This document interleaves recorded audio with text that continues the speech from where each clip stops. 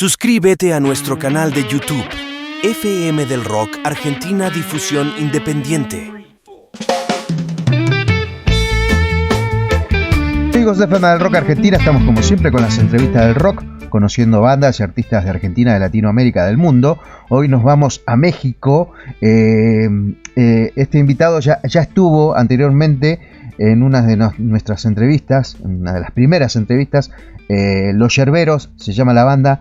Lo tengo a Diego Belliure, que ya estuvo en una de las primeras notas que hicimos con él. Y bueno, hoy tenemos una nueva nota, pero en este caso presentando ya un disco de Los Yerberos, un disco nuevo, 12 canciones, y vamos a estar charlando un poco de ese disco y bueno, y todo lo que pasa en México y lo que va a surgir con esto nuevo, con estas nuevas canciones. ¿Cómo estás, Diego? Bienvenido. Hola César, pues estoy súper feliz de que me hayas invitado al programa y a presentar este disco de Los Yerberos a 7.400 kilómetros de mi casa. Aproximadamente. Más o menos. Claro, porque vos no estás en DF, que sería la capital de México. Estás viviendo como si fuera en otra provincia, ¿puede ser? Pues mira, la última vez que hablamos estaba yo viviendo en Cancún. Ah, claro, pero por ahí. la vida dio un giro y ahora sí estoy en lo que antes era el DF, ahora es la Ciudad de México. Ah, ok. Que vendría siendo el equivalente a pues la capital del país, el equivalente a Buenos Aires. Claro.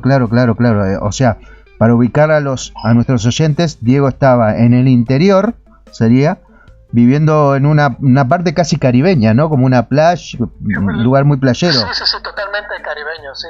Espectacular. Mirá qué lugar te elegiste, ¿no? Y volviste al ruido, al quilombo, como decimos acá de la City. El DF. Total. Tengo miedo. Acabo de llegar hace mes y cacho. Pero yo nací aquí. Claro. Y viví mucho tiempo aquí. Llevaba ahora 8 años en Cancún, que sí, este es el Caribe mexicano.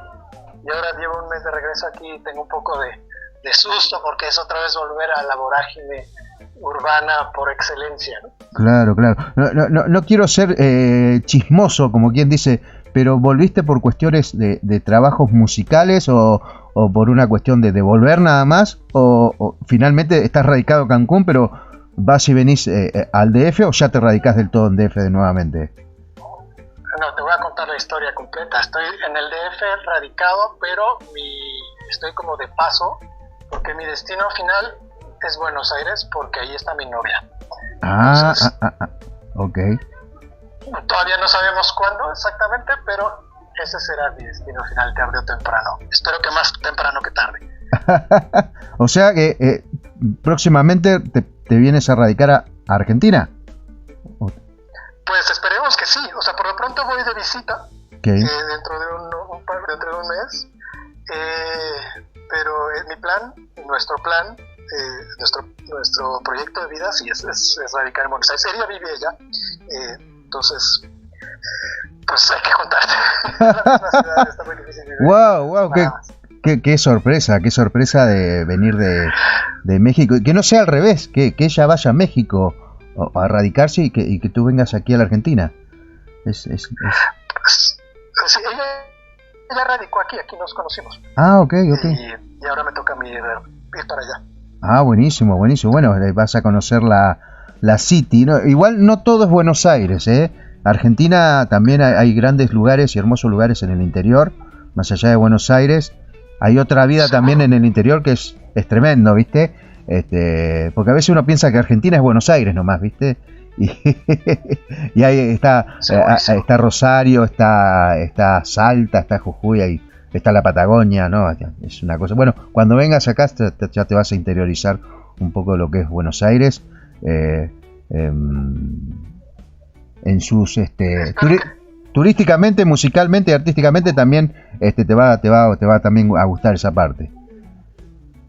Segurísimo. No, espero además que me quede toda la vida para conocer todo, ¿no? Oh, ojalá. Me encantará. Y claro, es un país enorme. Y un poco como México, que pues la Ciudad de México es un punto, pero hay una riqueza enorme y yo sé que así es Argentina. Y me muero de ganas de estar y de conocer y de conocerla toda. Qué bueno, qué gran decisión que estás por embarcar, ¿no? Que estás por tomar una gran decisión, porque digamos, tenés una carrera musical importante en México. Sos uno de los casi de los pioneros del reggae junto a otras bandas, y la verdad que estás tomando una decisión tremenda. Sí, soy consciente de eso, y sobre todo porque ya no tengo 20 años, no tengo 55. Claro. Es como un momento en el que uno no se espera hacer un cambio tan radical de vida. Claro. Pero pues donde manda el corazón no gobierna marinero, o sea, ¿qué le vamos a hacer? Claro. Estoy muy feliz, o sea, realmente, mira, las posibilidades son infinitas, uno tiene que jugársela en la vida, ¿no? Hay que arriesgarse. Sí, totalmente. Hay oportunidades que no se deben de esquivar o de perder. Y está también consciente de que si venís aquí a la Argentina, musicalmente, porque seguramente musicalmente vas a seguir con tu música, eso creo que va a ser inevitable, arrancás de cero. Sí, claro, soy perfectamente consciente de eso. O sea, mira, yo soy un poco nómada digital, ¿sabes? O sea, yo trabajo cuando viví en Cancún, seguí haciendo y produciendo gente y trabajando a distancia, remotamente, con gente que está aquí en la Ciudad de México. Ah, bien. Y pues es un poco la tirada, o sea, sí, porque, bueno, ya veremos, ¿no? Claro. Ya veremos qué es lo que pasa en el futuro, pero yo tengo mucha confianza de que todo va a estar bien.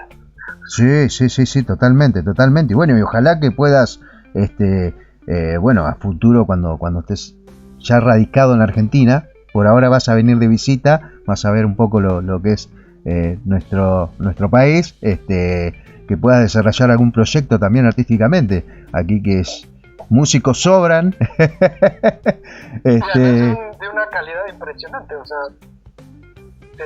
que por supuesto que eso me encantaría hacerlo, ¿no? Por supuesto que la idea es llegar ahí, vincularme con los músicos que conozca y que haya afinidad, y pues yo voy a ser músico aunque no quiera hasta el día que me muera, ¿no? Esa decisión ya no la puedo cambiar. Claro, sí, totalmente. Y entonces, pues yo estoy seguro que pues conoceré más músicos y aprenderé mucho más música y aprenderé más de los músicos argentinos, y esa es la idea. Claro, sí. De aprender. Igual vos sabés que siempre hay oportunidades musicales, porque hay una banda que se llama Raíces. Raíces creo que son dos chicos de Venezuela que ya hacían reggae en Venezuela, se radicaron aquí en la Argentina y pudieron armar su grupo, e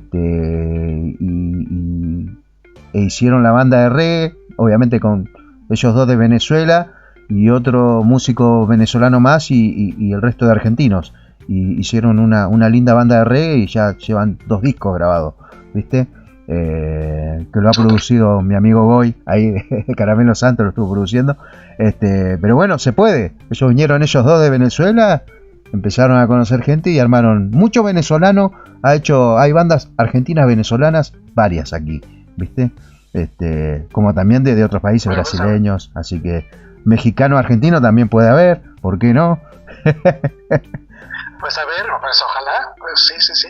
No, bueno, va a estar buenísimo. Va a estar buenísimo cuando puedas emprender esa aventura también. Un nuevo desafío. Sí, y que lo digas, pero con toda la ilusión y todas las ganas, ¿eh? Buenísimo, Diego. Bueno, Diego, todo esto nos lleva también a comentarle a los oyentes que los Yerberos, después de mucho tiempo, creo, corregime vos, Diego, si no, están presentando un nuevo disco, Pulsar. Así es el primer disco en estudio que sacamos en 25 años. Wow.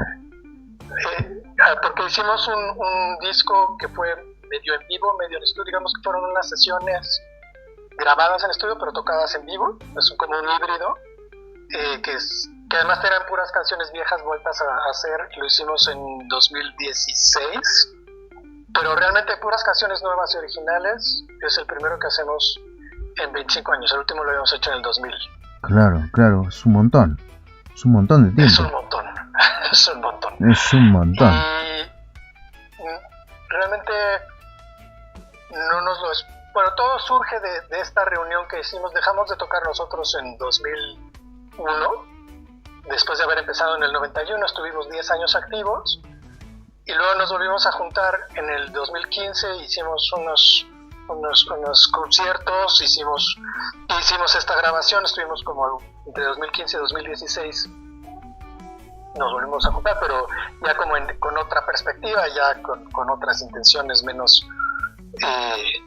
de dedicarnos de lleno a esto, porque todo el mundo tiene familias, otras actividades, ¿sabes? Entonces nos volvimos a juntar un poco por amor a la música y por amor a la amistad, ¿no? Claro. Y de ahí surgió un poco la idea, o quedó como latente la idea de, bueno, ¿y qué sigue, no? Claro. Y se quedó todo un poco parado porque vivíamos a muchos kilómetros de distancia. Yo vivía en Cancún, que está a 1000 kilómetros de la Ciudad de México, pero el guitarrista Juan Pablo vive en Australia, que son como 15,000 kilómetros. Claro. Entonces es muy difícil hacer una banda que pueda estar activa cuando hay tanta distancia. Es básicamente imposible. Sí. Y en la pandemia surgió viste que todo el mundo se puso a hacer música remotamente, y hubo un montón de proyectos remotos que empezaron a surgir, y se nos ocurrió que esa era una manera como podíamos trabajar. Claro. Y ese es un poco el origen de este álbum que sacamos ahora. Lo hicimos remotamente. Nunca nos juntamos más que un momento, Hans, que es el baterista, y yo para grabar unas voces en su estudio, y para grabar unos pianos en el estudio de un amigo, que también es parte del grupo, y fuera de eso todo fue remoto. Claro.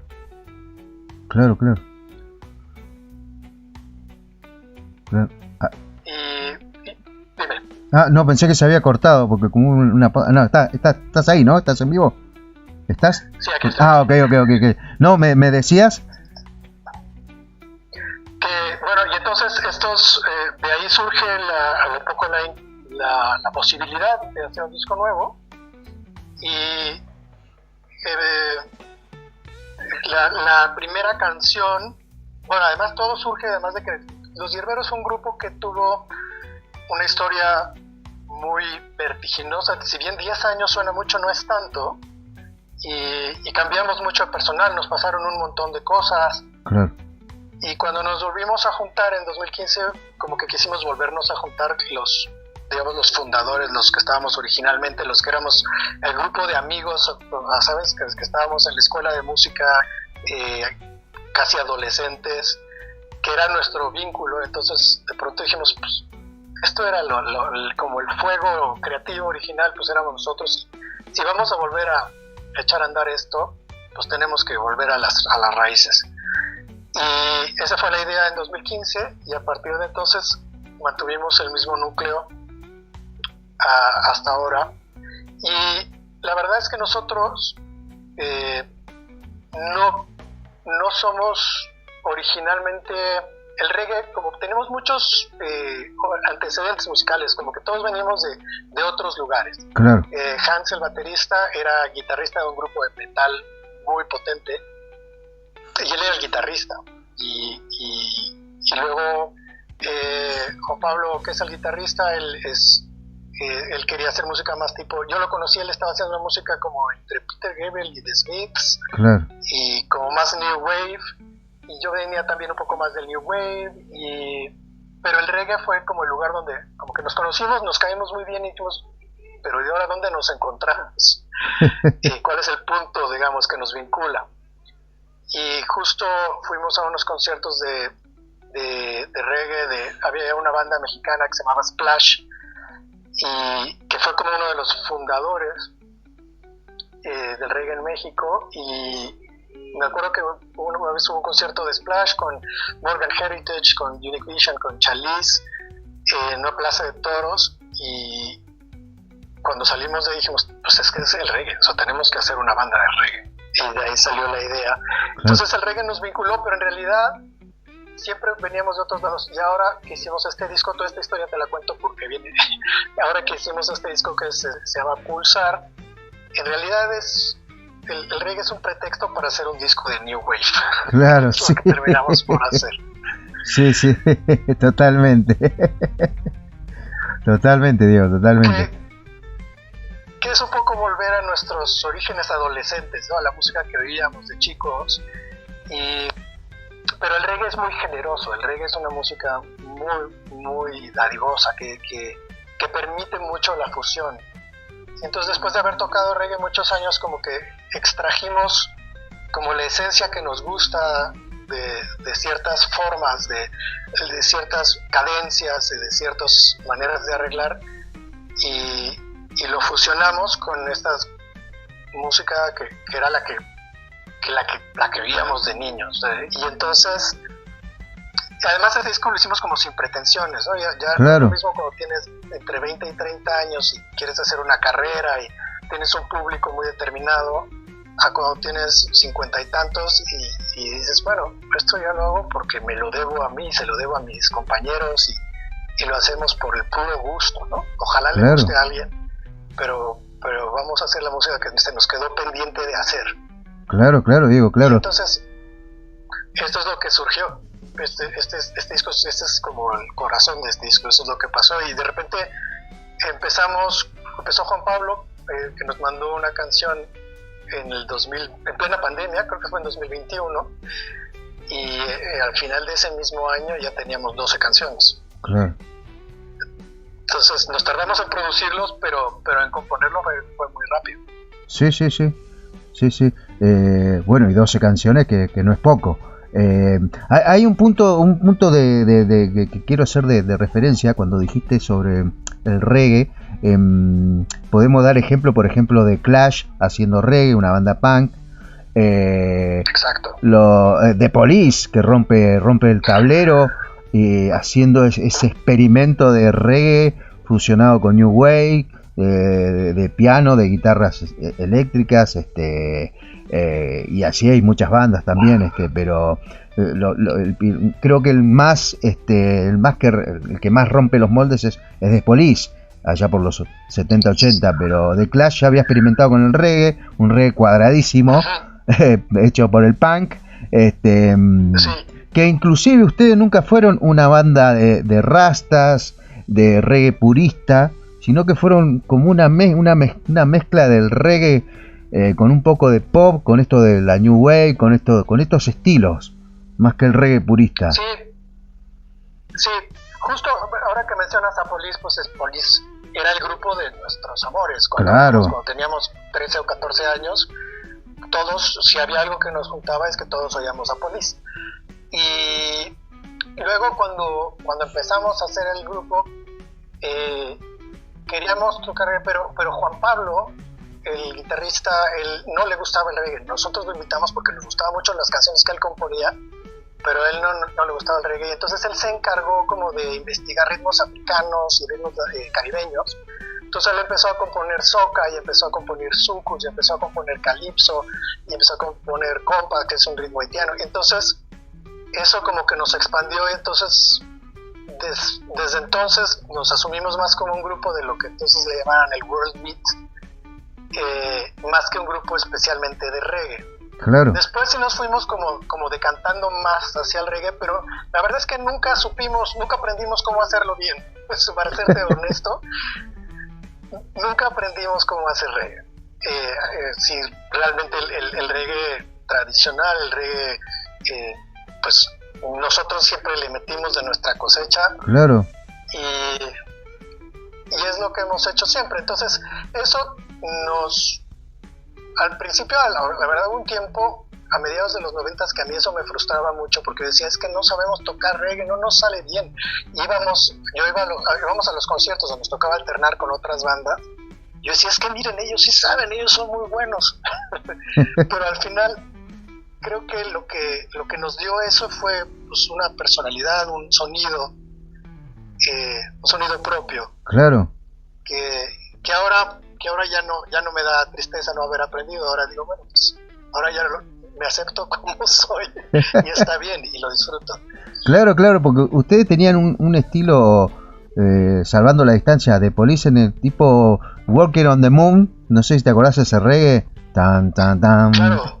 Esos compases, Claro, esos compases, ustedes sonaban un poco parecidos en algunos compases, porque The Police nunca hizo reggae purista, reggae roots, reggae Marley. Hizo un reggae mezclado con el pop, con mucha batería de frente, con bajos mezclados con reggae, un poco de pop, un poco de rock. Una cosa rara, muy linda.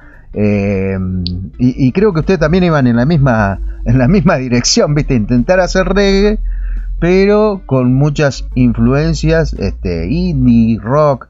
Bueno, Soda arrancó así, haciendo los de Police, y después se terminaron siendo los de Cure, ¿viste? Tiraron más al estilo de Cure después en los 80, pero sí, pero finalmente ustedes, si los veían en una foto, no parecían una banda de reggae, porque ya te digo, no tenían rasta, no vestían como como los reggae de esa época, parecían más una banda pop rock. Sí, fuimos un poco de todo. De hecho, hubo un tiempo que teníamos, que fue una época muy, muy bonita y muy fructífera, que teníamos un percusionista de Martinica, teníamos un guitarrista haitiano, y por un tiempo nuestro cantante, un tiempo breve, tuvimos un cantante líder que era jamaiquín. Entonces aprendimos muchísimo de ellos, porque nosotros queríamos tocar música caribeña y nos queríamos aprender de los caribeños en persona, además de muchas zonas distintas del Caribe, ¿no? Claro. Y eso nos nutrió mucho. Y por otro lado, pues nosotros no podíamos negar que finalmente éramos unos pibes de la Ciudad de México, ¿no? Que es una ciudad que está muy lejos del Caribe, que está a 2.300 metros sobre el nivel del mar, que es una ciudad que no es una ciudad tropical para nada, y con unas influencias muy raras. Entonces todo eso consciente o inconscientemente se fue mezclando y fue generando pues el sonido que quedó, así quedó, no más que lo hayamos buscado, así salió, así fue que se fue construyendo solito. Claro. Bueno, y en Pulsar, ahí está todo lo que es yerberos. Hay indie, hay new wave, hay algo de reggae. Creo que debe haber, en porcentaje debe haber un 60% de reggae, un poquito menos. Después el resto es alternativo, indie. Hay muchos arreglos de guitarra, de teclas muy interesantes. Hay una cumbita medio psicodélica ahí, muy linda también. Sí. Hay unas cosas muy experimentales que yo creo que se dieron el gusto de jugar con distintos ritmos y de mechar, como decimos acá, muchos ritmos en una canción, muchos arreglos, muchas cosas interesantes. Hay de todo en cada canción. Sí, mira, queríamos que fuera un disco, que no fuera un disco aburrido, que las canciones fueran muy diferentes entre sí, pero que sí se sintiera que había una espina dorsal, ¿no? Que no fuera como una ensalada inconexa, que hubiera como una coherencia sónica, pero que no sea de esos discos que oíste una canción y ya oíste todas, ¿no? Claro. Que te pudiera sorprender a cada vuelta de la esquina, y tratamos de que todas las canciones tuvieran su personalidad, y nosotros lo vemos como el disco que nos quedamos. Mira, nosotros hicimos el disco que digamos que fue como el que donde nos consolidamos un poco en el 95. Claro. El disco se llama Filo de Machete, que es el segundo disco que hicimos, y después pasaron miles de historias. Luego hicimos otros dos discos, pero como que ya más dispersos. Claro. Pero ahora lo que nos planteamos, bueno, este para mí es el disco que hubiera seguido a ese del 95, ¿no? Si hubiéramos seguido como en ese estilo y en esa idea que teníamos entonces.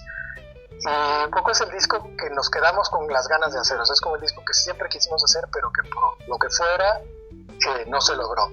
Y ahora, 30 y tantos años después, 30 años después lo logramos. Y en efecto, lo que tú dices es muy, muy cierto. Tiene la espina dorsal rítmica es el reggae. Las figuras de batería están inspiradas en el reggae, las líneas de bajo están inspiradas en el reggae. Casi todas las canciones tienen skanking de guitarra, unas más sutiles que otras, pero ahí está. Pero sobre todo eso corren pues otro tipo de ideas y otro tipo de arreglos, que pues nos dimos la libertad y nos dimos permiso de hacer lo que fuera, ¿no? Fue experimentar a ver qué pasaba. Creo que es un álbum, en un sentido estricto es bastante pop, en el sentido de que las canciones son como, la estructura es accesible, tiene como un verso y luego un estribillo y luego un puente y están compuestas de esta manera, porque además nosotros siempre crecimos oyendo este tipo de canciones, pues es lo que nos sale bien, bueno, espero, y a la vez con esta época de nuestra vida que fue tocar reggae, que disfrutamos tanto y que nos formó tanto y que es lo que nos vincula un poco emocionalmente, ¿no? Claro. Y el poder y un poco a mí me fascina los bajos del reggae y la parte rítmica del reggae me parece fascinante. Entonces eso sí se puede trasladar y se puede como llevar yo siento que cada quien puede apropiarse de lo que quiera de la música y convertirlo en lo que le salga de su corazoncito, ¿no? Claro.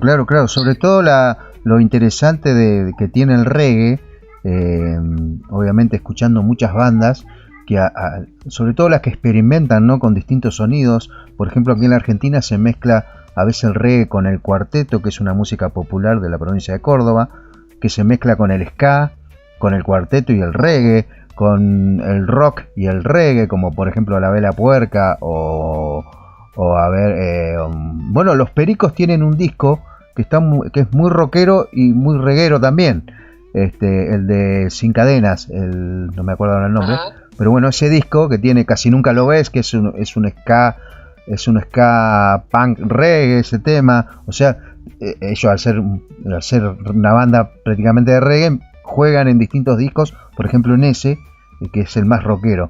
O sea, las bandas se permiten hacer ese tipo de fusiones, sobre todo las que hacen reggae o las que no son tan puristas del reggae. Juegan con las alternativas de la música. Claro.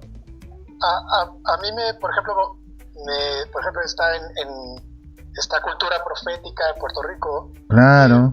Que fusiona mucho el reggae con los ritmos puertorriqueños, con un poco de salsa, con un poco de son. Aquí hay también algunas bandas que fusionan el reggae con música tradicional, como con música veracruzana, música jarocha, que son músicas que se tocan desde hace muchísimos años, que son como más autóctonas, pero ha habido muchos músicos que se han dedicado como a encontrar la fusión, y yo creo que eso es natural, ¿no? Finalmente hay que reconocer que, bueno, a mí personalmente me pasa que yo no nací en Jamaica. Claro. No tengo el bagaje cultural, y por más que lo intenté durante unos años, pues me tuve que dar cuenta que estaba yo tratando de ponerme un disfraz de una máscara, ¿no? Si me dejaba crecer los dreads, pues se me caía el pelo. Entonces, pues no, me tenía que cortar el pelo. Y al final, uno pues tiene que ser coherente con quién es y de dónde viene. Pero también la música, toda la música es hermosa y es porosa y se puede. Y toda la gente que migra, y la gente está migrando todo el tiempo, y antes de que hubiera radio, pues se llevaba su música para todos lados, y entonces la música fue evolucionando a base de fusiones. Siempre se ha fusionado la música, ¿no? Sí. Ahora que tenemos, después cuando hubo radio, pues más, ¿no? Que la gente podía oír música a grandes distancias, ¿no? En el Caribe se oía la música de África, y en África se oía la música del Caribe gracias a la onda corta. Claro. Y ahora que tenemos internet, pues ya que te digo, ¿no? Sí. Y bueno, pero era un poco predecible, o era un poco lógico que por ahí el reggae, tomado por músicos y artistas latinoamericanos, era lógico que iban a empezar a mezclar ritmos, ya sea folclóricos, como la cumbia, como el mismo folclore.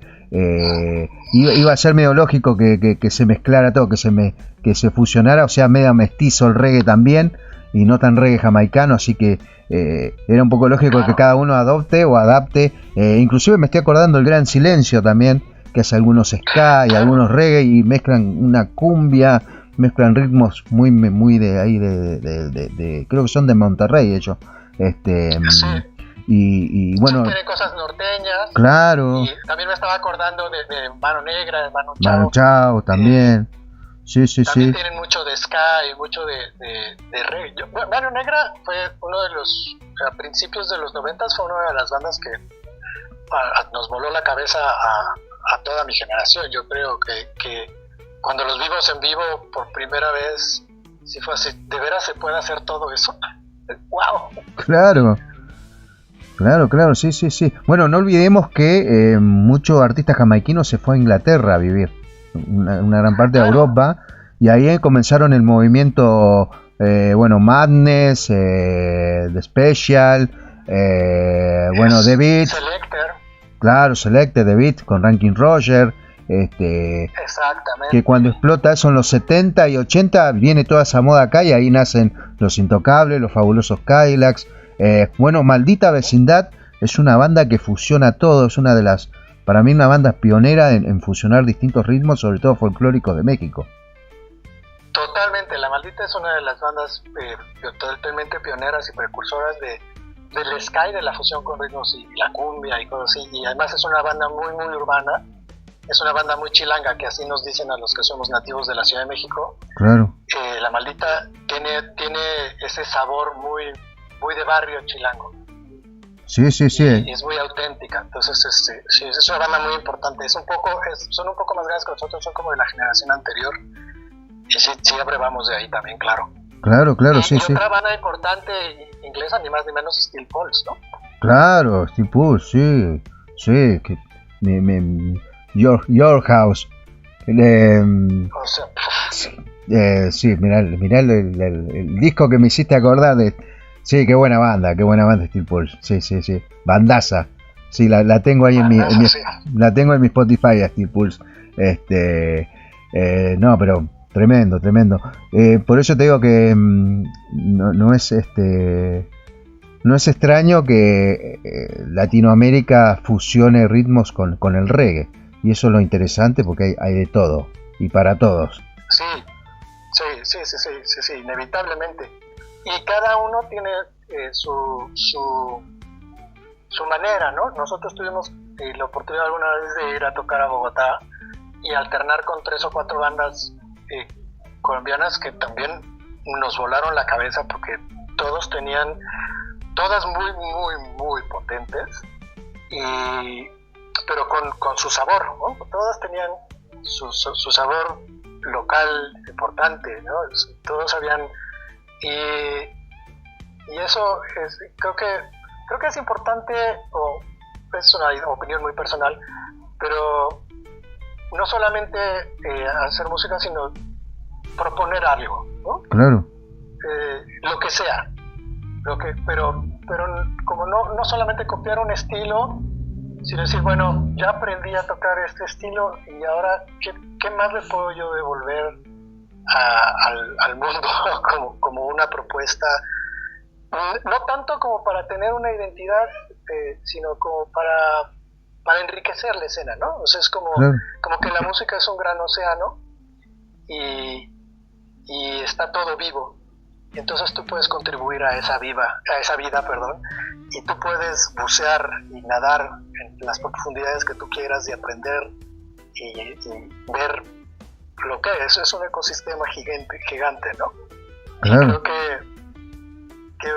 es muy bonito pensar en que uno participa de ese ecosistema, enriqueciéndolo y devolviéndole algo, ¿no? Es como una cosa que está viva. Claro, sí, totalmente.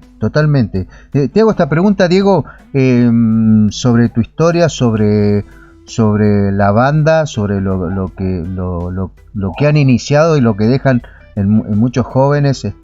Yo he escuchado algunas notas de algunos artistas de México que he conocido a través de los Reggae y también de entrevistas que a veces veo, y muchas veces cuando nombran la escena reggae, rasteca y todo el movimiento, los mencionan a ustedes como referentes, como iniciadores de un movimiento junto a Antidoping y Maldita Vecindad y varias bandas más, ya sea de los 80 o de los 90. ¿Sentís que estuvo bueno iniciar ese movimiento? ¿O sentís que dejaste algo? ¿Que estás conforme con que algunos te tomen como referente o que te nombren como a ti o a la banda Los Yerberos? ¿Que no fue en vano hacer música? No, definitivamente a mí me conmueve mucho, o sea, no me lo esperaba, ¿no? Nosotros tuvimos la suerte de no me llamaría, no diría que somos pioneros porque hubo otros que vinieron antes, como Splash, ¿no? Y que hay que reconocerles que ellos nos abrieron el camino. Nosotros somos como la siguiente generación y pues, nos tocó como a todos los músicos jóvenes, ¿no? Abrirse camino, picar piedra y afortunadamente encontramos que el reggae en esos entonces había mucha gente muy sensible al reggae, había mucho rock o había mucha música de la que siempre sonaba en el radio, salsa y cumbia y todo esto que era como la más popular, y el reggae era relativamente nuevo y entonces nos encontramos pues mucha gente muy sensible y muy ávida de escuchar a las bandas que estábamos entonces, que éramos poquitas. Estaban Los Rastrillos, estaba Antidoping, estábamos nosotros, y antes un poco había abierto también un poco diferente, La Maldita había abierto un poco el camino y bueno,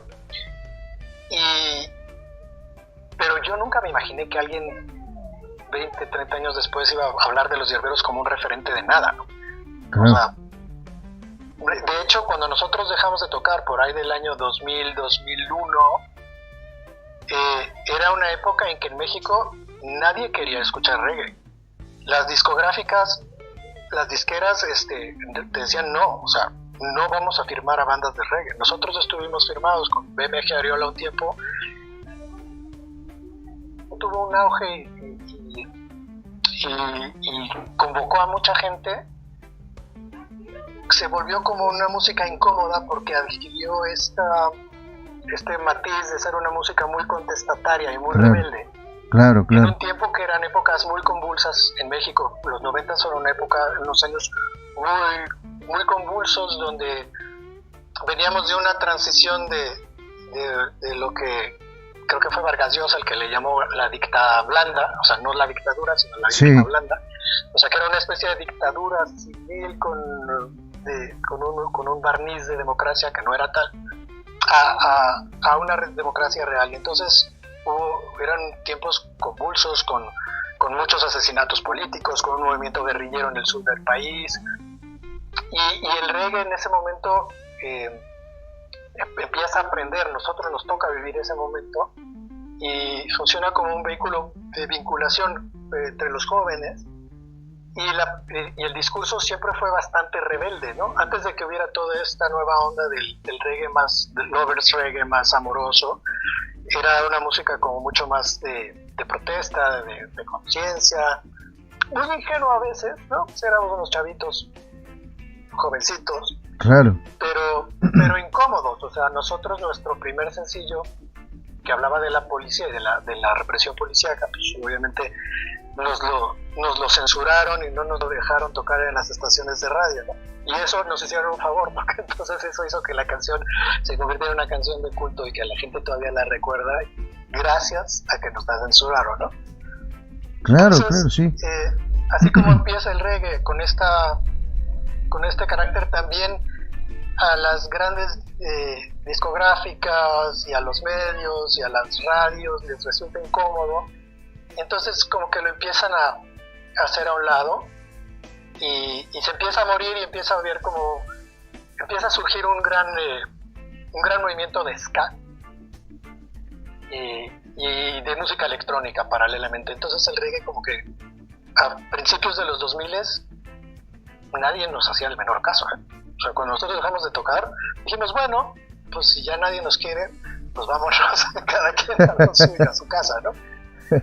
Entonces por eso sí me resulta muy sorprendente que ahora de pronto, sobre todo, y me da muchísimo gusto, me da muchísima emoción que músicos jóvenes ahora nos nombren a nosotros como alguien que los influyó en su camino. Bueno, nunca me lo hubiera esperado, ¿no?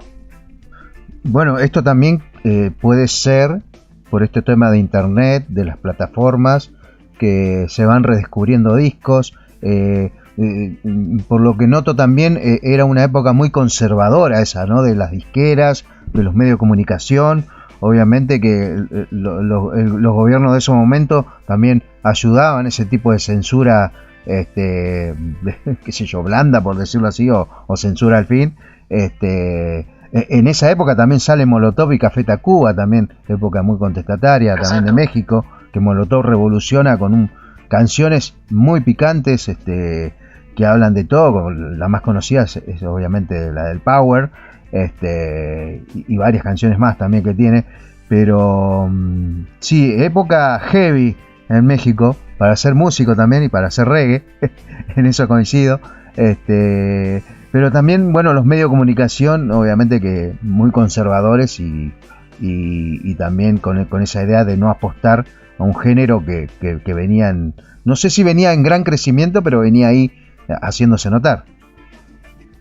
Sí, pues yo realmente no sé exactamente, las realidades son complejas y no sé muy bien qué pasó. No sé si el reggae en general en todo el mundo tuvo como una especie de cresta de ola a principios de los 90 y luego decayó un poco, y porque sí vienen como estos grupos más hip hoperos y más en el ska y con otra identidad que prendieron mucho, como Café Tacuba, como Molotov aquí, y es normal, o sea, hay como que se van dando los relevos generacionales y las olas, y todos los grupos tienen sus momentos en que les va bien y luego ya pasan de moda y ya nadie te pela. Entonces la cuestión es aguantar, ¿no? A mí me impresiona mucho, por ejemplo, Antidoping, que empezaron un añito quizá después que nosotros, ahí siguen, ¿no? Sí. Y tienen el gran mérito de la persistencia, y que ellos siguieron en las buenas y en las malas, y ahora les va muy bien, y son una banda referente en México, pero grande, ¿no? Sí. Y ellos y Rastrillo son otros también como que de la misma generación, que ahí siguieron luchando, ¿no? A lo mejor nosotros no fuimos tan persistentes. Nosotros, creo que viéndolo en retrospectiva, éramos un grupo un poco más frágil por muchas razones, y mucho más volátil, y que no está mal tampoco, ¿no? O sea, finalmente cada grupo es lo que es, y nos fuimos como desintegrando poco a poco entre el 95 y el 2000, hasta que el 2000 como que dijimos, bueno, no nos separamos, pero en 2001 dijimos, bueno, vamos a dejar aquí el barco en dique seco un tiempo, y cada quien como que tomó unas alternativas de vida distintas, y tuvieron que pasar 15 años antes de que nos volviéramos a juntar. Claro, sí, mucho tiempo. Igual sos consciente que si mañana hacen un documental de reggae en México, los yerberos van a estar en el documental. Así que... Pues, somos una banda rara, ¿eh? No nos quieren tanto. Te iba a decir eso. Ustedes al lado de Antidoping y Rastrillos y todos los que iniciaron ese Panteón Rococó, ponerle también, son como los raros del grupo, ¿viste? Como que los juntase todo en un salón, y ese es el grupo raro, está ahí de aquel lado, que son los yerberos, ¿viste? Sí, y nos queremos, nos caemos bien, nos conocemos, somos amigos desde entonces. Y incluso Hans, mi amigo del alma, que es el baterista de la banda, él tocó con Antidoping la guitarra durante mucho tiempo también. Pero sí, los yerberos somos una banda rara porque estamos ahí en la frontera, ¿no? De otras cosas. Entonces, como no somos, como que a la gente que le gusta el reggae más tradicional, no nos agarra mucho la onda, ¿no? Como que no nos ven con cierta desconfianza, como que no saben cómo en qué cajón meternos, y eso juega a veces a nuestro favor y a veces no, es como esto de vivir en la periferia. Claro. Somos quienes somos, ¿no? Bueno, aquí en la Argentina hubo una banda que no era de reggae, pero que hizo reggae, que se llamó Sumo en los 80, Luca Prodan. Claro. Que venía tenía toda la información de lo que era el reggae, trajo los vinilos de Bob Marley, se los presentó a los músicos de acá, que acá tocaban un reggae muy cuadrado, los Abuelos de la Nada, bueno, Calamar hacían esos reggae cuadradísimos, y vino Luca y hizo unos reggae, unos ska, pero también hacía punk, hacía new wave, hacía que no se sabía lo que hacía, porque también eran los raros de la época, en los 80. Hasta que después aquí nos empezamos a informar que era reggae eso, ¿viste? Bueno, después vinieron los Cadillacs y todo lo que vino después, ¿no? Pero hubo bandas también que hicieron, que eran medio raros por las cosas que hacían, por el reggae, punk, new wave, ¿viste? No se sabe. Y aquellos que quieran que quieran ver, que quieran escuchar reggae purista, el último disco de Los Yerberos es muy diferente. Hay indie, hay new wave, hay cosas muy alternativas e interesantes de escuchar. Y es que justo lo que dices es que somos de esa generación de cuando éramos chicos. Lo que oías, pues no había internet, entonces lo que oías era lo que salía en el radio, pero el radio siempre ha sido muy comercial, ¿no? Sí. Y entonces el radio estaba muy copado por los intereses de las grandes disqueras y todo este rollo.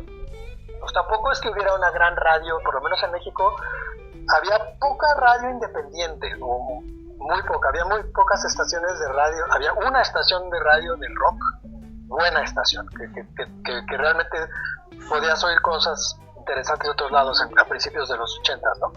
Y entonces te enterabas, pues porque ibas a los lugares underground donde venían. Había un lugar aquí muy importante que se llamaba el Tutti Frutti, que el DJ era un holandés, un belga, que cada año o cada rato se iba a Europa, se metía al underground europeo y traía los discos y los ponía en su lugar, en su bar. Entonces sí. Ahí era donde ibas a informarte qué estaba pasando en el mundo, ¿no? Y tanto te ponía reggae como que te ponía punk, como que te ponía post-punk o lo que fuera, o lo más alternativo, y todo una canción tras otra. Y entonces pues eso era lo que oías, y claro que esa era la música que hacías, porque habías escuchado todo eso la misma noche. Entonces decías, bueno, pues todo eso puede ir junto con pegado, no pasa nada, ¿no? Claro. Entonces, si oigo una rola de una canción de Bob Marley y luego al rato oigo, después viene una de Jesus and Mary Chain y después viene, yo qué sé, Soft Cell y las bailo todas, pues así, si quiero hacer una banda es probable que se parezca a todo eso. Y así era entonces. Y yo creo que ese fenómeno nos pasaba en Latinoamérica a todos, porque estábamos como lejos de las grandes, digamos, metrópolis musicales del rock, ¿no? En Estados Unidos y en Europa. Y entonces como que estábamos ávidos y conocíamos y nos llegaba todo como deshilachado, y íbamos aprendiendo por jirones y escuchando lo que buenamente podías escuchar.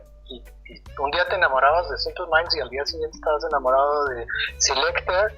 Y al día siguiente, y luego empezaron a llegar las bandas argentinas, entonces ahí cambió también mucho, las bandas españolas y las bandas argentinas. Entonces dijimos, es que sí se puede hacer música buena en español, ¿no? El primer concierto que yo fui en mi vida, que yo fuera por mi propia voluntad, fue de Soda Stereo. Fue la gira del Nada Personal. Claro. Del 80, ¿y qué habrá sido? 85. 86, por ahí. 85, 86, sí, Nada Personal. Por sí, ahí. Sí. Y fue, bueno, una experiencia impresionante, ¿no? Sí. Y de ahí, pues bueno, para adelante, ¿no? Sí. Fue la oleada, así como hubo la oleada inglesa en Estados Unidos con los Rolling Stones, los Beatles, hubo una oleada argentina en México con bandas de Argentina y de España. Hace un tiempo vi un documental sobre eso, sobre lo que había hecho el rock argentino en Latinoamérica. Ahí también andaba Miguel Mateos, Enanitos Verdes, bueno, había varias bandas que ahora, Virus, Charly García, Virus. No sé si fue tantas veces Charly a México, pero los que más han ido a México son Soda Stereo y Miguel Mateos y los Enanitos Verdes, que casi radicados en México. Charly García casi no venía, pero sí lo escuchábamos mucho, sí era como una gran influencia. Siempre fue como muy respetado. Sí, Charly es al mismo Sui Generis en algunos lugares, ¿no? O sea, también es que sabes que había una gran comunidad argentina, de mucha gente que vino refugiada de la dictadura. Claro, sí. Yo, durante mis tiempos entre los 12 y los 18 años, tuve muchísimos compañeros argentinos, uruguayos y chilenos que habían venido huyendo de la dictadura y eran colegas. Yo tuve muchísimos amigos. Bueno, mi novia actual desde entonces la conozco. Ella estaba aquí porque su familia había salido huyendo de la dictadura, y luego se volvieron, ¿no? Se regresaron a Argentina, pero había como mucha familiaridad, había mucho vínculo. Entonces cuando empezaron a venir las bandas argentinas, pues ellos mismos que estaban en contacto con lo que pasaba en su país, nos decían, no, pues mira, o sea, sí está padre Soda Stereo, pero mira, escucha también Sui Generis, escucha Spinetta. Entonces nos empezamos a empapar un poquito de lo que pasaba, que era formidable, ¿no? O sea, es innegable que el nivel del rock argentino de los 70s y 80s es espectacular. Sí.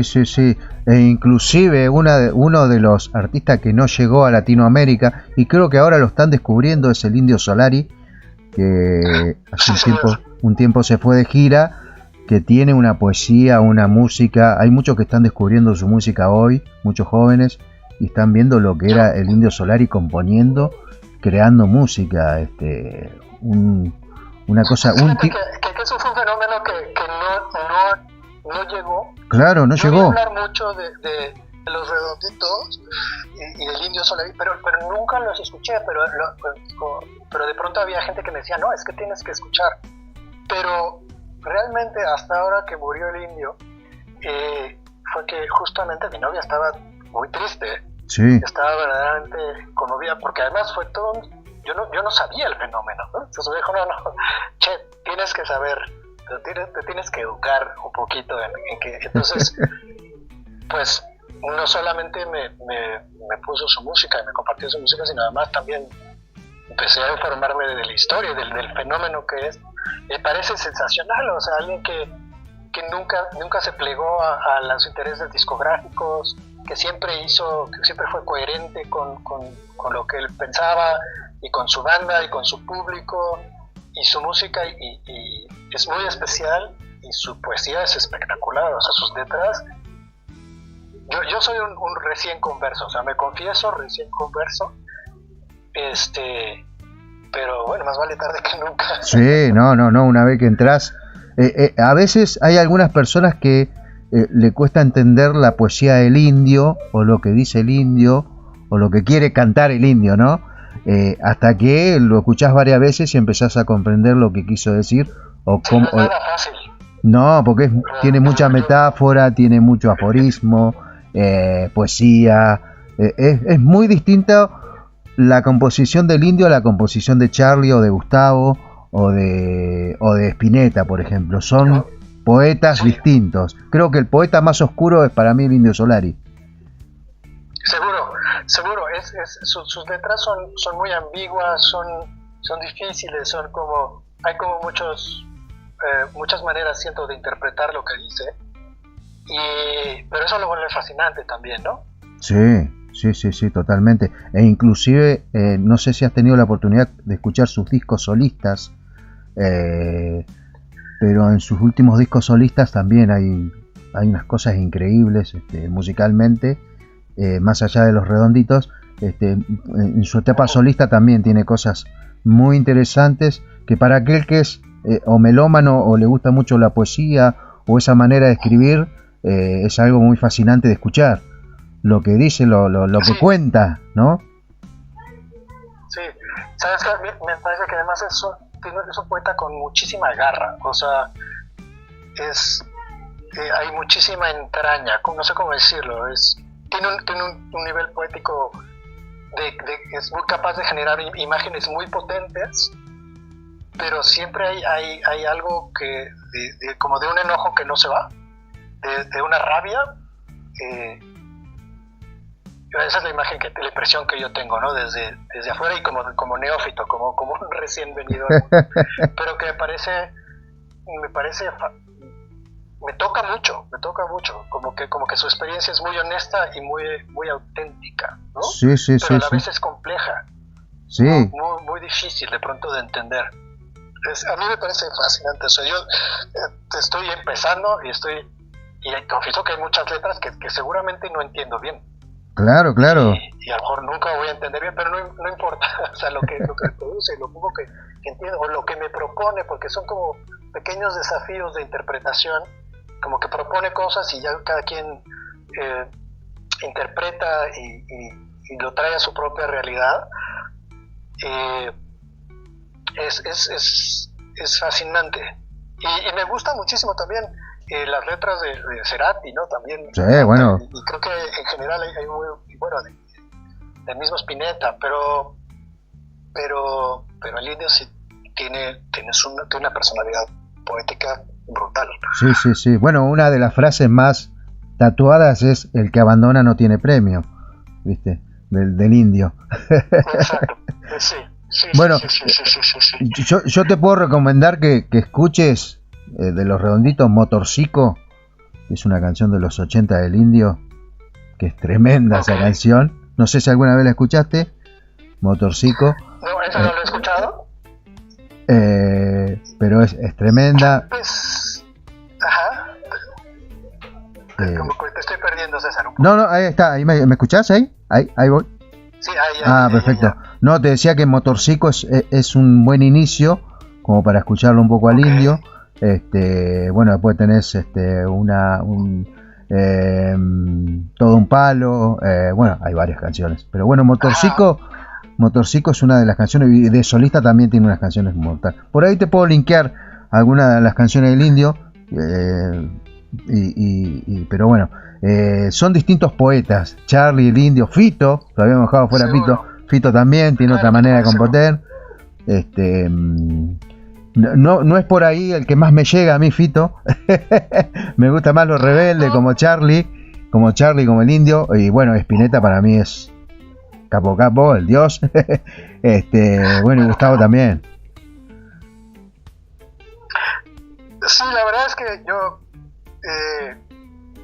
estoy como apenas, gracias a las buenas influencias que estoy teniendo últimamente, estoy aprendiendo muchísimo y así como conocía como un poco como de cultura general, un poco de canciones de algunas bandas. Obviamente el fenómeno Soda y el fenómeno Cerati es mucho más grande a nivel internacional, pero desde luego que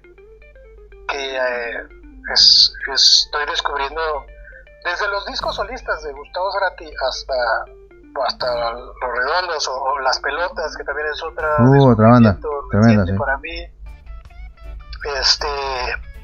Y bueno, obviamente por el Indio, ¿no? Pero hay muchísimo, ¿no? O sea, no me voy a acabar. En los próximos años podría estar escuchando solamente eso y no me lo acabaría, ¿no? Claro, sí, no, y todo lo que hay, ¿no? Por descubrir aquí en la Argentina. Musicalmente hay mucha música, hay mucho referente, mucho rock. Es un público muy rockero el argentino, muy rockero. Sí. Y estamos hablando además de música que se grabó hace muchos años, porque me imagino que habrá generaciones nuevas proponiendo cosas nuevas, muy interesantes también, ¿no? Sí, totalmente.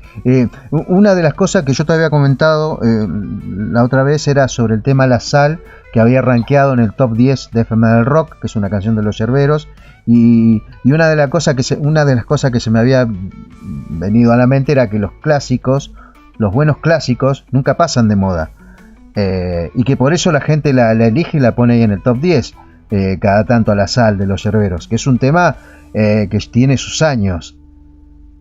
Sí, pues es justamente del 95, de ese disco que te decía que fue como el donde logramos como estar más sólidos. Y sí, esa es una canción que, bueno, hombre, que la llames, o que alguien la ponga ya la etiqueta de clásico, pero vamos, no me lo esperaba yo, pero para nada. Pero sí es una de mis canciones consentidas, definitivamente, y me conmueve mucho, me da muchísimo gusto que la gente la escuche y que la escuche todavía y que se mantenga ahí, ¿no? Y que le produzca. Es una canción que para mí significa mucho porque la hizo en un momento emocional especial, y que resuene con la gente, pues me da un gusto. ¿Qué más puede pedir uno en la vida, no? Es ya como que es el sueño de cualquier músico, que sea una canción que la gente 30 años después la escuche, ¿no? Y qué bueno que la compusiste, y que la creaste y que la desarrollaste. que no quedó archivada. Sí, fue una suerte, fue cosas que se alinean, ¿no? O sea, es una canción que hice inspirada es la única canción que había hecho, o sea, es la única canción de amor de los Hierberos, la única. Y está inspirada, la hice cuando murió mi abuelo, y está inspirada en el amor que se tuvieron mis abuelos, que eran refugiados de la Guerra Civil Española, que pasaron la guerra y pasaron un montón de cosas, y siempre se tuvieron un amor muy especial. Y cuando murió mi abuelo y yo vi cómo era el sufrimiento de mi abuela y el duelo, pues eso me conmovió mucho, y hice esa canción que de alguna manera es una extraña canción de amor, y por lo visto conseguí tocar hueso, ¿no? Por lo visto, afortunadamente logré decir algo que a la gente aunque no sepa la historia ni tiene por qué saberla, le conmueve, le gusta, y 30 años después pues ahí sigue escuchándola, lo cual ya, con eso ya me hicieron el día. Y sí, porque la música no pasa de moda, ¿viste? Sobre todo la buena música, como dicen todos. Por algo muchos dicen que la música de los 80 es buena, la música de los 90, que empiezan todos esos movimientos de música, pero cuando una canción es buena no pasa de moda. No sucede lo mismo con el reggaetón, pero No, o sea, a lo mejor dentro de 50 años resulta que hay alguna canción que sobrevive, no lo sabemos. No lo sabemos. Bueno, pero vos también tenés tu poesía, Diego. Vos tenés tu poesía también para componer. Que tenés tu poesía para componer. Sos un tipo leído, sos un tipo informado, sos un tipo que sabe contar lo que quiere contar. Bueno, lo intento. No paro de aprender. Y escribir letras es de las cosas más difíciles, es lo que más me cuesta. Yo soy mucho más músico que letrista. Claro.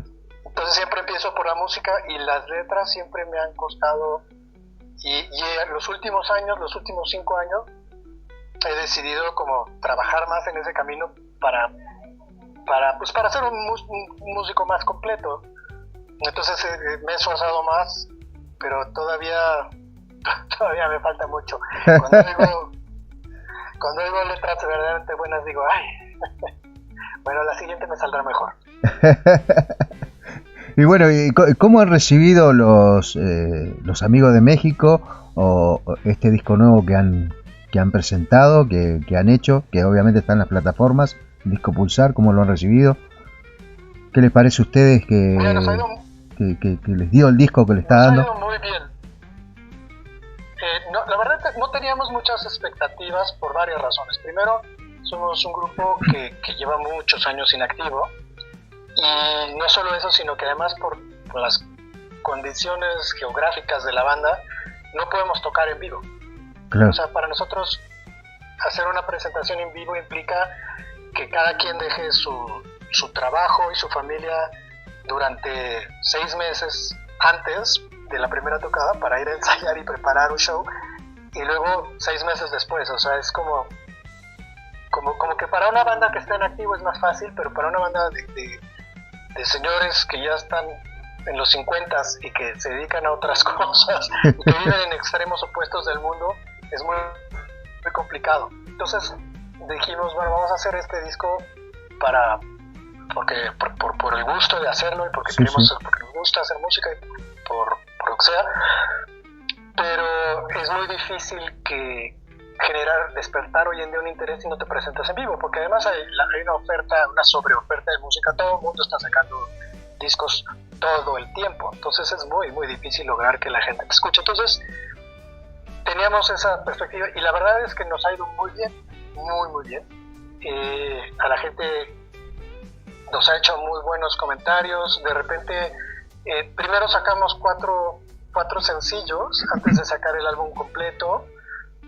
Y curiosamente, ya cuando sacamos el álbum completo, una canción que no había sido sencillo fue la que empezó a funcionar mejor, lo cual me dio mucho gusto porque además quiere decir que la gente está oyendo además el álbum y que se está interesando por otras cosas que estaban ahí, que también nos gustaban. Y estamos como que, justo yo tuve un error de cálculo tremendo, porque decidimos lanzar el disco el 15 de mayo. Claro. Y se me atravesó el mundial. Cuando estábamos en plena promoción, ¿no? Sí. Y de pronto ahorita, bueno, la gente solamente piensa en una cosa.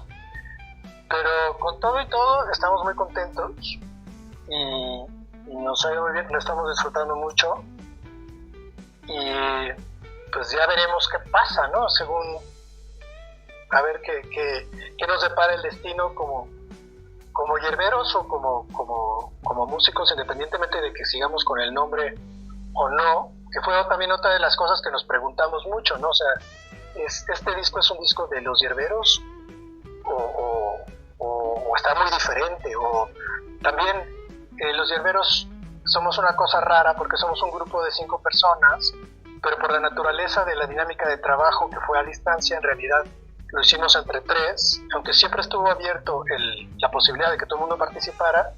2 de nosotros decidieron no participar en este proyecto y está bien, eso no nos deja fuera de la banda, mucho menos.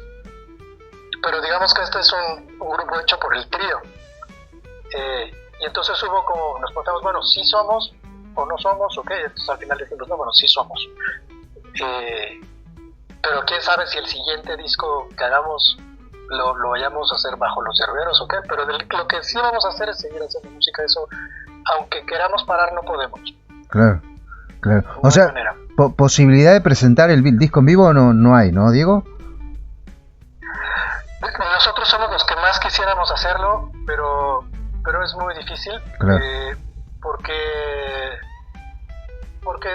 por las condiciones complicadas de vivir tan lejos. Sí, de distancia, sí. Te digo, juntarse, y porque además no es solamente juntarse, que finalmente podría ser, bueno,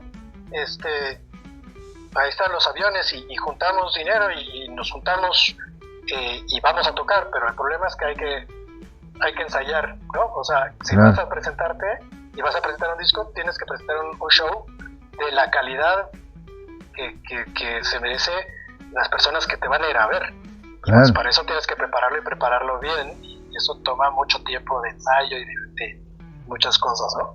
Y luego, una vez que ya lo hiciste, pues no vas a hacer una presentación, ¿no? Tendrías que, pues para que valga la pena, pues hacer por lo menos 6 meses de presentaciones. Entonces eso implica detener las actividades de todo el mundo un año, que todo el mundo deje su familia, que todo el mundo descuide su trabajo, su negocio, lo que esté haciendo, para enfocarse directamente en eso, porque ni siquiera estamos en la misma ciudad, ¿no? Claro. Entonces, eso, pues, lo asumimos, y todo el mundo nos lo pregunta, y cada vez que nos preguntan es como si te dieran una punzadita en el corazón, porque sabemos que nos lo debemos, y es muy feo decirle a la gente, no, pues no vamos a tocar, y todos te dicen, pues, qué mal, entonces ¿para qué lo hacen? Bueno, ¿cuánto hace que se presentaron en vivo? ¿Cuándo fue la última vez que tocaron con gente, más allá de la pandemia, con gente así en un foro o en algún teatro o en algún lugar? ¿Cuánto hace ya de eso? No te quiero ni decir. El último concierto grande que hicimos algunos pequeños, pero sobre todo uno grande, el Vive Latino de 2016, que es un festival muy grande, que es en la Ciudad de México, es un festival internacional que dura 2 días, enorme, que vienen bandas de todo el mundo. Sí, es conocido, sí, muy conocido. Tocamos en ese festival en 2016, esa fue la última vez, con eso te digo todo.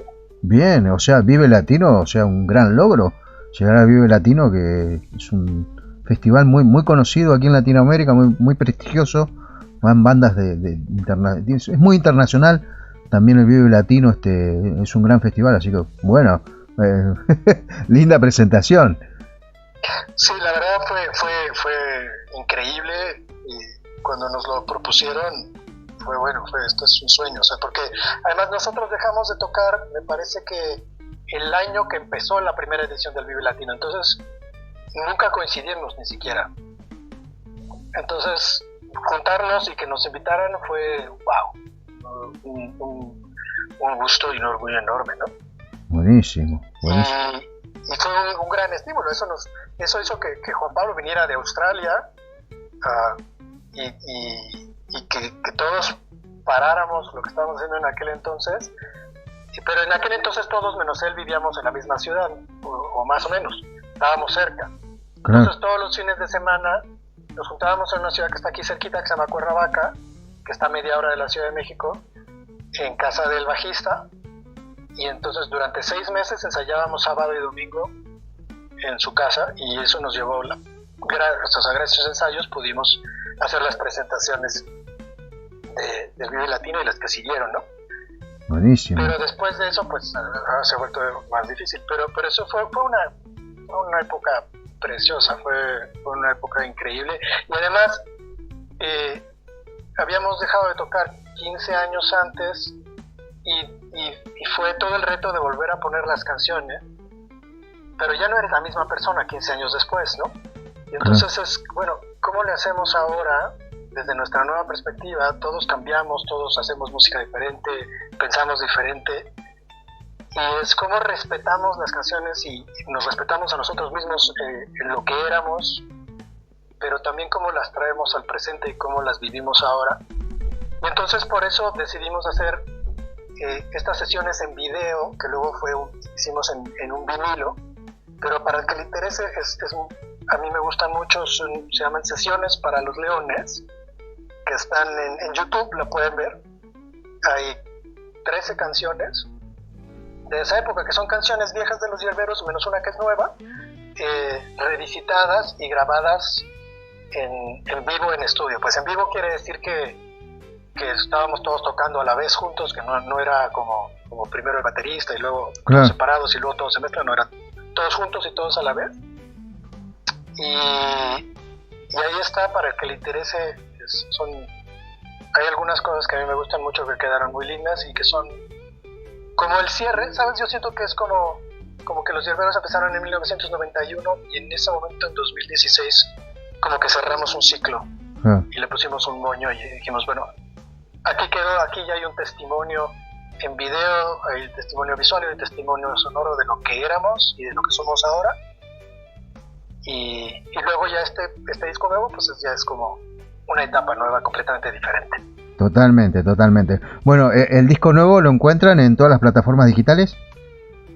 Sí, señor, en todas las plataformas digitales, toditas. Ya ni sé cuántas hay, pero hay muchísimas. En Deezer, en Pandora, en Spotify, ¿cómo se llama? En Amazon Music, en Apple Music, en YouTube, en todas. Está ahí como pulsar de los Hierberos. Buenísimo. Diego, bueno, yo te voy a ir despidiendo, no cortes igual. Y obviamente que en principio te agradezco que hayas estado nuevamente en FM del Rock.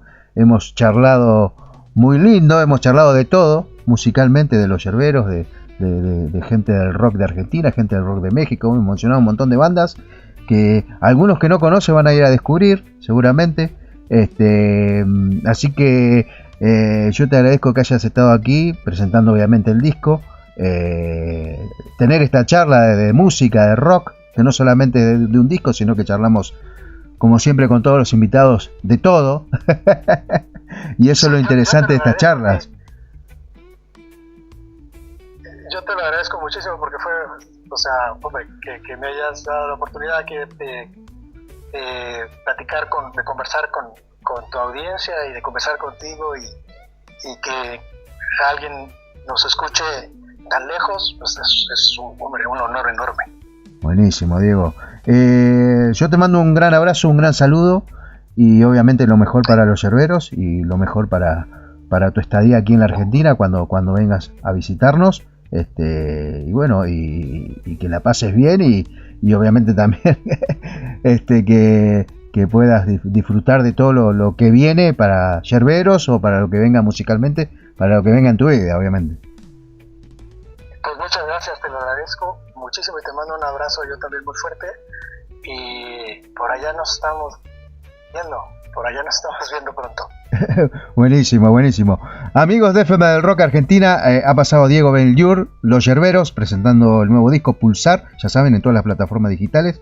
Lo siguen en todas las redes sociales también, como Diego Benlliure o como Los Yerberos. Y bueno, y esta nota los invito a escucharla en nuestro canal de YouTube. Suscríbanse, denle like. Como podcast va esta nota a nuestro canal de YouTube. Bueno, en la radio sonando las canciones de Los Yerberos. Y qué más tengo que decir, díganme ahí. Ok. Y bueno, ya saben, síganos en todas las redes sociales. Un abrazo de rock. Nos encontramos con una nueva banda y artista de Argentina, de Latinoamérica, del mundo, aquí en nuestras entrevistas del rock. Abrazo de rock, nos encontramos. Es una producción FM del Rock Argentina.